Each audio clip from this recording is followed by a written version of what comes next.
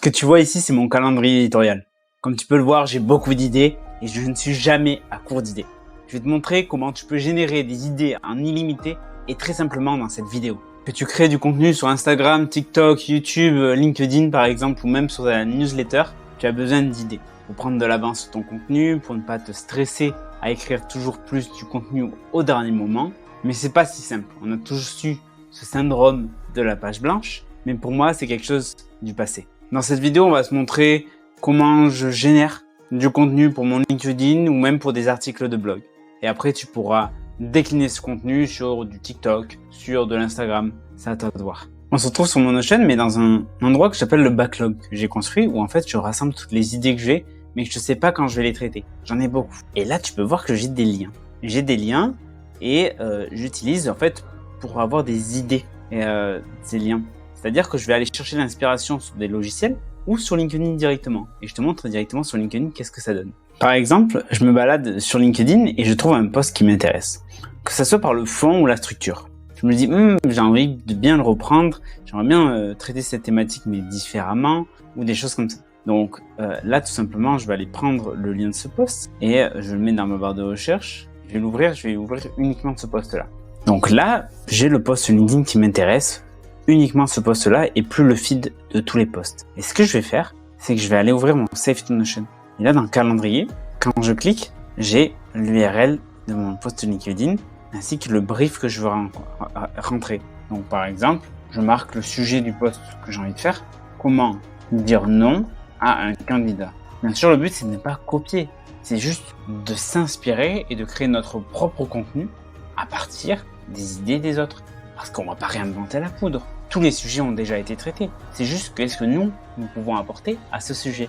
Et donc, si je fais ça, je vais retrouver cette idée directement dans mon backlog sur Notion. Et donc ça se fait avec Save to Notion et l'outil Notion.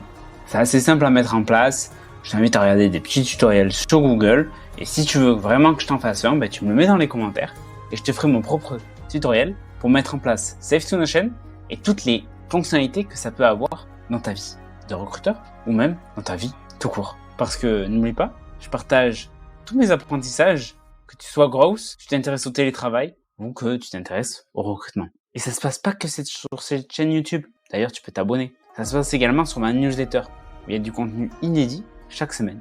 Donc je te mets le lien dans la description. Le premier commentaire est un réflexe LinkedIn. Une autre méthode hyper pertinente pour avoir des idées, c'est d'aller commenter les posts des autres. Et d'apporter de la valeur, d'être clivant, de ne pas être d'accord, mais toujours d'argumenter. C'est beaucoup plus simple de créer un commentaire que de créer un post propre, que ça soit sur TikTok, sur Instagram, sur LinkedIn, sur YouTube.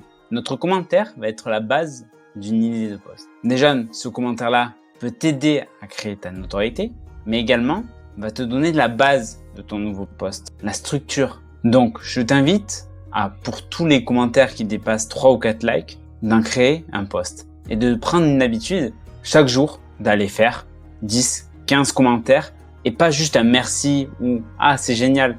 Vraiment d'aller complémenter le sujet du post, d'aller à l'encontre avec des arguments ou tout simplement de donner ton avis sur ce sujet. Il y a plusieurs outils qui peuvent t'aider à trouver des idées. On va commencer par Google Trends. C'est un outil gratuit fourni par Google qui nous permet de découvrir les tendances passées et actuelles. On va commencer par taper un thème qui nous intéresse, qu'on veut parler de ce sujet-là. Je vais prendre l'exemple du télétravail. Sur ma recherche, on peut voir du coup l'intérêt dans le temps du mot télétravail, mais également la région où c'est le plus recherché. Et ce qui est le plus intéressant, c'est les sujets associés et les requêtes associées. Les requêtes vont pouvoir nous donner des idées de sujets sur cette thématique. Je vais prendre l'exemple des frais en télétravail par rapport à l'imposition en 2022. Un autre outil qui est super intéressant, c'est SEMrush. C'est un outil vraiment utilisé pour les gens qui font du SEO, donc du référencement naturel, donc créer des articles. Mais ça peut être utilisé pour n'importe quelle thématique, n'importe quel réseau social. Parce qu'on peut découvrir, par exemple en mettant un mot-clé sur lequel tu souhaites communiquer, tu peux ajouter le pays, juste ici, et là tu peux voir les questions qui sont relatives à ce mot-clé. Et tu peux voir, il y en a 748. Mais tu vas être bloqué avec un compte gratuit. Tu peux faire des 10 recherches maximum par semaine ou par jour, je ne sais plus. Et tu n'as pas l'intégralité des résultats. Mais c'est déjà très bien pour commencer. Un dernier outil, c'est ChatGPT. Et là, tu peux voir que je lui ai demandé de me donner 5 idées sur la thématique du télétravail pour rédiger un post LinkedIn et me les a données. Mais également, on peut lui demander d'aller plus loin, d'ajouter tel mot-clé ou d'être moins clivant, plus clivant. Bref, on peut lui demander d'améliorer justement ses idées. Pour moi, c'est le meilleur outil pour générer des idées.